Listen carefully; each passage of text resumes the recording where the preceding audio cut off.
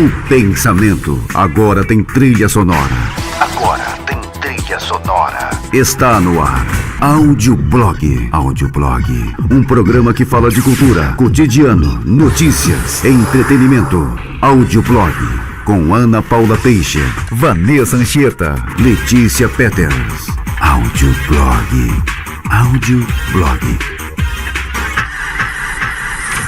Está começando o Audioblog, eu sou Ana Paula Peixe. Eu sou Letícia Peters. E nós já estamos com o Livingstone Farias, a professora Yandra Pavanati, é isso? E a professora, lindo, Maria Fernanda Vilhena Castro, todas do Inesa, para falar sobre multiculturalismo. Não sai daí não. Olha, o termo cultura, segundo a etimologia da palavra, provém do latim, a partir do verbo latino colere, que significa cultivo e cuidado, tudo que se relaciona à terra e à agricultura.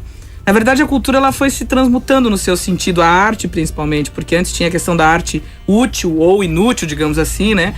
E depois é que veio o contexto do belo, né? Porque primeiro a arte tinha essa questão do fazer, das ferramentas do dia a dia, né? De marcenarias, né? Isso, e coisas assim. Fala rapidamente pra gente, Yandra, sobre essa questão, né? De como a arte era vista como uma coisa muito funcional, né? Há muito tempo atrás, claro. A arte, ela acaba surgindo. Na verdade, a arte, se a gente for olhar até as cavernas de Lascaux, Altamira, né, na França, na Espanha, já o ser humano estava conseguindo abstrair a realidade e produzir né, representação do mundo real. Ainda não se tem muito certo por que se fazia aquilo, né? Alguns pensam, né? Alguns arqueólogos mapeiam como sentido religioso, outras com o sentido utilitário da caça, né? Você desenha aquilo que você quer que aconteça no próximo dia.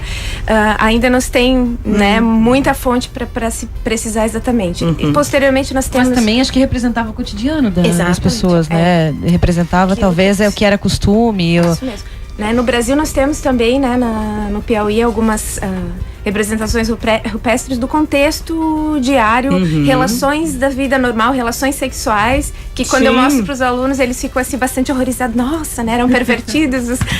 Não, mas a sexualidade é uma coisa natural, inerente ao ser humano, né? Sexuado. Pois é, enfim. Então eu acho importante a gente, né, mostrar essas coisas, porque realmente era cotidiana. A arte era a representação do cotidiano. É uma coisa que sempre existiu de alguma forma, então, na vida do ser humano, né? A cultura pode ser concebida em dois blocos. O primeiro é ligado aos aspectos da realidade social e o segundo tem uma ligação direta com o conhecimento, com o mundo das ideias e das crenças. Canclini define a cultura como um processo social que envolve a instância onde cada grupo organiza sua identidade. Assim, cultura é como a lente através da qual o homem vê o mundo. E cada sociedade tem a sua cultura, cada tribo tem a sua cultura. Em termos gerais, nos anos 80 e 90, com o desenvolvimento da sociedade informacional tecnológica, a cultura ganhou status e lugar de destaque nas ciências humanas e exatas e passou a ser dividida em moderna e antiga. Vamos então delinear aqui o que é cultura moderna e antiga. Essa questão é porque a partir dos anos 80, 90 vem esse movimento, né, teórico e político em busca de algumas respostas para esse desafio da pluralidade cultural. E aí surge, com essa sociedade, esse desenvolvimento todo informacional, da questão do avanço da tecnologia, a cultura ganha status, né? E aí a gente ouve a cultura organizacional, empresarial, virtual, entre outras, né?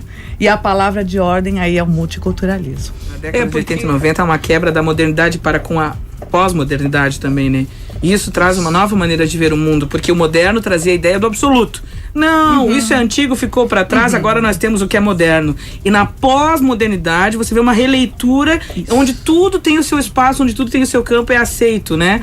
Antes, por exemplo, na modernidade, de repente usar xadrez não podia. Na pós-modernidade você põe o xadrez com o pink, com o amarelo e tá tudo certo, porque você reutiliza tudo aquilo que já foi antigo numa nova releitura. Então eu gosto muito da pós-modernidade por isso, porque a pós-modernidade ela não descarta nada, mas ela recicla e reinventa tudo. Isso eu acho fantástico. Dom Livingstone. É interessante que nesse segmento de multissaberes aqui, pensamentos e falas, uma realidade interessante para se embutir no meio desse bojo é que nós somos pós-modernos por estarmos na época da redescoberta do que isso, né? Mas olhando pelo retrovisor da coisa, desde a terra de Cinear, quando eles Desde a trabalhavam antiguidade. com as talhas, os talhamentos, os cortes, as nuances e os serviços manufaturados, as construções, a dedicação, os cálculos em cima daquilo que pontuavam, né? A arca de Noé, o templo de Salomão, E por essa aí coisa vai. cineástica mostra que aquela geração primitiva talvez era muito mais pós-moderna do que nós, hein? Interessante, né? Interessante. E a ideia aí nessa questão aí desse movimento, né, multicultural, que é um movimento teórico e político, é justamente de respeitar essa diversidade cultural. Exatamente. É onde não se descarta mais nada, mas se abre a possibilidade para tudo. Respeito é a palavra É a chave base de qualquer relação, de qualquer né? coisa, né? Olha, falando sobre multiculturalismo, as facetas da diversidade, ele é um movimento teórico e político, como ela falou, que busca respostas para o desafio da pluralidade cultural nos campos do saber. Ele inclui não só a educação, como também outras áreas que podem contribuir para o sucesso organizacional. E, hoje em dia, cobra-se da educação medidas para a formação de cidadãos abertos ao mundo, flexíveis em seus valores e tolerantes, para que possam se apropriar da diversidade cultural numa dinâmica que inclui o apreço ao direito e à democracia, ou seja, pessoas que respeitem as outras e enxerguem valor em tudo. Isso é muito importante e esse é o grande desafio do multiculturalismo, né? Ela une, né? Ela converge, né? Isso. professora? Ela abençoa, né? Ela atrai, né? Isso. O ismo é a pluralidade de línguas, né? E o multiculturalismo tem a ver com culturas. A língua é um cerne centralizado na questão da linguística, ela tem a questão do verbal, da língua, do escrever, do falar, do entender, que é um dos aspectos que nos torna diferente dos outros seres, inclusive. Seria talvez o aspecto didático Sim. do sujeito humano, né? Agora, parece-me que a pergunta também, me ajuda só, nos possibilita a perceber um casamento de uma coisa com a outra, né? Absolutamente. Onde hoje um dos grandes festivais de demonstração e exibição cultural, Montreux, é sim uma rica Babel no sentido das mostras, das culturas e das multilínguas, né? Como que um casamento amistoso, uma convivência importante para unir cada vez mais as sociedades e culturas. Parece que há uma proximidade, sim. É isso aí. É uma coisa importante nas escolas, né? A pluralidade cultural diz respeito ao conhecimento e à valorização das características étnicas e culturais dos grupos sociais, ou seja, é ensinar o não preconceito, a aceitação, a abertura nas escolas. Isso é um desafio, né, professoras? Exatamente. Contem pra gente. É muito difícil porque a gente sempre olha o outro pelo nosso filtro. Então, em geral, o que é diferente de mim, pra mim me parece estranho. Exatamente. E o que a gente precisa aprender sim, é estranho, mas não necessariamente é pior, nem necessariamente é melhor. É só diferente, né? Então, não devemos anular também essa diferença, esperar que todos se equilibrem, fiquem iguais. Né? Não, um equilíbrio muito pelo contrário, eu respeito pelo diferente e pelas diferenças, E né? a graça tá justo nessa diferença. Exatamente. E aí eu completo a fala da minha colega, que é a Yandra, com uma frase que eu uso muito. Somos todos iguais nas nossas diferenças. Exatamente. Você sabe que uma vez... Né? Do lar que também deixou de ser o santuário cultural onde se ensina a abrangência de um país como o nosso, né? Tão lindo, tão rico, tão colorido, tão multi, tão.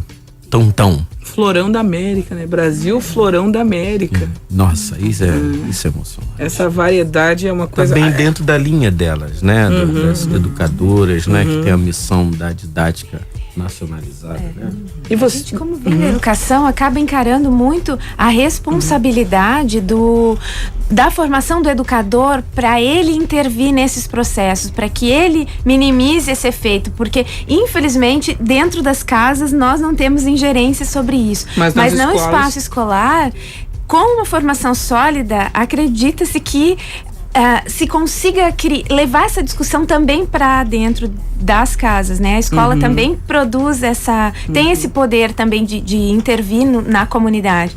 Então, é nesse sentido que ensinar a pluralidade é, na verdade, viver com a pluralidade tanto no ensino superior como em qualquer, né, nível de ensino, para que a gente tente superar um pouco ainda isso, porque na verdade isso é um percurso histórico muito longo que o Brasil vivenciou, né? E se construiu esse mito da democracia racial no sentido de somos todos iguais, nós não discriminamos ninguém. Mentira. E isso, na verdade, serviu muito bem para esconder a realidade dos fatos que até hoje ainda está presente. Quer dizer, estamos num momento de modernidade líquida, de integração dos saberes e de tudo, e de proximidade geográfica, física das pessoas cada vez mais, e, no entanto, conservamos ainda esse mito de esconder a diferença, não querer ver a diferença para não ter que reconhecê-la e aceitá-la. Não tem que falar sobre o assunto. Cybercultura é isso aí que você está falando. A internet, ela conecta a todos, mas não significa que ela realmente integra a todos, né? Isso precisa de olhar de Paulo Mexenas, é um professor da UFSC, né? Foi meu orientador de mestrado. E ele assim, ele deixa assim muito claro como um ponto de partida, né? Pra gente poder entender essas práticas significativas para um currículo aí inovador e criativo. E aí ele menciona o quê? Que olhar é fitar a volta, é contemplar. E fazemos isso o quê? Com os nossos olhos. E são os únicos que possuem uma membrana nervosa, a retina, que está diretamente vinculada ao cérebro. Porém, mais do que com o cérebro, o olhar relaciona-se com o pensamento. E aí, não olhamos senão por meio do modo como pensamos. E pensamos de acordo com o nosso lugar na história. Olhar é, portanto, mirar e contemplar. É porque os olhos são a janela da alma. É mais do que apenas ver. Se os teus olhos forem bons, todo o teu corpo. Pô, Jesus já dizia isso. E aí eu complemento, tudo depende do óculos que você usa. Principalmente se ele for cultural. Aqui sobre essa importância, para elas deixarem essa mensagem para a nossa sociedade, né? De educar para a pluralidade, para o multiculturalismo, esse respeito às diferenças. Vamos lá. Os parâmetros curriculares nacionais, né? Sem o outro, a gente nada sabe sobre ele, né? Então, que perspectiva eu tenho para me abrir, melhorar, crescer, desenvolver, conhecer, se eu não olhar para o outro? Claro. Né? Então, o outro é uma oportunidade de eu me fazer. Né? Então, essa construção parte também pela participação do outro. E Freud leva isso tão a sério que ele diz que quando nós nascemos, nós temos só o seio da mãe e somos um com ela. E a gente só começa a entender a nossa identidade olhando para a diferença, para o outro. É quando você olha no espelho e você vê uma coisa e você olha para o outro e vê uma coisa diferente. E aí você começa a se discernir como alguém diferente do outro. Ou seja, eu só posso me conhecer nesse contexto olhando para as diferenças no outro, né? Então, olha a riqueza que isso é. Jesus era um grande pedagogo, cara, porque ele disse isso há 2000 anos atrás. Ama o próximo como a ti mesmo. Ou seja, olhe para o próximo como uma oportunidade. Olhe para o próximo como uma oportunidade, né? E você... Um espírito tão súbito, ele aponta para o vazio ético familiar. Aponta para a ausência absurda da didática da sala da casa. E eu acho que essa rede aqui conectora nossa está também se dirigindo a pais. Sim, totalmente. Lares aos milhares, quase que rima. Eles pensam que o dinheiro é suficiente para educar os filhos. Quem sabe, assim, brandamente falando, nos dirigimos agora aos ouvintes dessa emissora com um apelo brando, um apelo puro, um apelo sem dolo, né? De que alguma coisa boa comece a acontecer a partir da sala da... Sistemas que nos procurem, nós estamos sempre lá no Inesa, né? E também... Em que lugar, professora? O Inesa fica lá no Iririú? Qual que é a rua? Isso, é Rua Papa João 23. Isso, muito bem, o Inesa. É isso aí. Falamos aqui com a professora Yandra Pavanati e também com a professora Maria Fernanda Vilhena Castro. Muito obrigada pela presença de vocês, viu? Lembrando que a gente vai continuar ao vivo na internet, não sai daí não. Você ouviu? Audioblog. Audioblog. Um programa que é a trilha sonora do pensamento. Trilha sonora do pensamento. 1 hora de pura expressão da cultura, do cotidiano, da notícia e do entretenimento de Joinville, do Brasil e do mundo. Audioblog. Com Ana Paula Teixa, Vanessa Anchieta, Letícia Peters. Programação musical J. Yama. Audioblog.